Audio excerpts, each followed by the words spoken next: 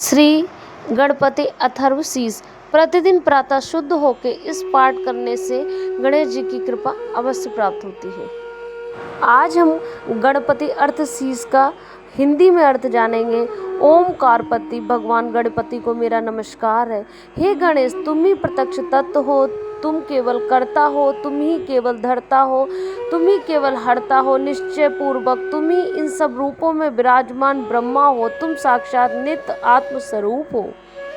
हे पार्वती नंदन, तुम मेरी शिष्य की रक्षा करो, आचार्य की रक्षा करो, श्रोता की रक्षा करो, दाता की रक्षा करो, धाता की रक्षा करो, व्याख्या करने वाले आचार्य की रक्षा करो, शिष्य की रक्षा करो, पश्चिम से रक्षा करो, पूर्व से रक्षा करो, उत्तर से रक्षा करो, दक्षिण से रक्षा करो, ऊपर से रक्षा करो, नीचे से रक्षा करो, सब ओर से मेरी रक्षा करो, चारों ओर से मेरी रक्षा करो। तुम वाग्मय हो, तुम चिन्मय हो, तुम आनंदमय हो, तुम ब्रह्ममय हो, तुम सच्चिदानंद अद्वितीय हो, तुम प्रत्यक्ष ब्रह्मा हो, तुम दानमय विज्ञानमय हो। यह जगत तुमसे उत्पन्न होता है, यह सारा जगत तुम में लय को प्राप्त होता है। इस सारे जगत की तुमने प्रतीति हो रही है। तुम भूमि, जल, अग्नि, वायु और आकाश हो। परा, प्रशांति, वैखरी और मध्यमा बाणी के ये विभाग तुम ही हो। तुम सत्व, रज, तम तीनों गुणों से परे हो। तुम जागृत, स्वप्न, सुषुप्ति इन तीनों अवस्थाओं से परे हो।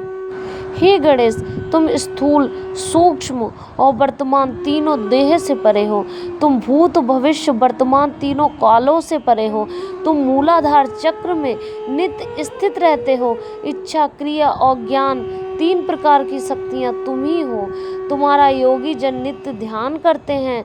तुम ब्रह्मा हो, तुम विष्णु हो, तुम रुद्र हो, तुम इंद्र हो, तुम अग्नि हो, तुम वायु हो, तुम सूर्य हो, तुम चंद्रमा हो, तुम ब्रह्मा हो। भू, भवा, स्वाहा ये तीनों लोक तथा ओमकार वाच्य पर ब्रह्मा तुम ही हो। गण के आदि अर्थात गाकर पहले उच्चारण करें, उसके बाद वर्णों के आदि अर्थात आ का उच्चारण करें, उसके बाद अनुस्वार उच्चारित होता है। इस प्रकार अर्ध चंद्र से सुशोभित गम ओमकार से अवरुद्ध होने पर तुम्हारे बीज मंत्र का स्वरूप ओम गम है। गकार का इसका पूर्व रूप है, विंद उत्तर रूप है, नाद संदान है, संहिता संविद है। ऐसी यह गणेश विद्या है। इस महामंत्र के गणक ऋषि हैं, निश्चंदाय छंद है, श्री मदहा गणपति देवता हैं। वहाँ महामंत्र है ओम गम गणपते नमः, एकदंताय विद्महे वक्रतुंडाय धीमहि तन्नो दंती प्रचोदयात्। एक दंत चतुर्भुज, चारों हाथों में 5 अंकुश, अभय और वरदान की मुद्रा धारण किए तथा मूषक चिन्ह की ध्वजा लिए हुए, रक्तमण लंबोदर वाले, सूप जैसे बड़े बड़े कानों वाले, रक्त वस्त्रधारी, शरीर पर रक्त चंदन का लेप किए हुए, रक्त पुष्पों से भली भांति पूजित, भक्त पर अनुकंपा करने वाले देवता, जगत के कारण अच्युत, सृष्टि के आदि में आविर्भूत प्रकृति और पुरुष से परे श्री गणेश का जो नित्य ध्यान करता है, वह योगी सब योगियों में श्रेष्ठ है।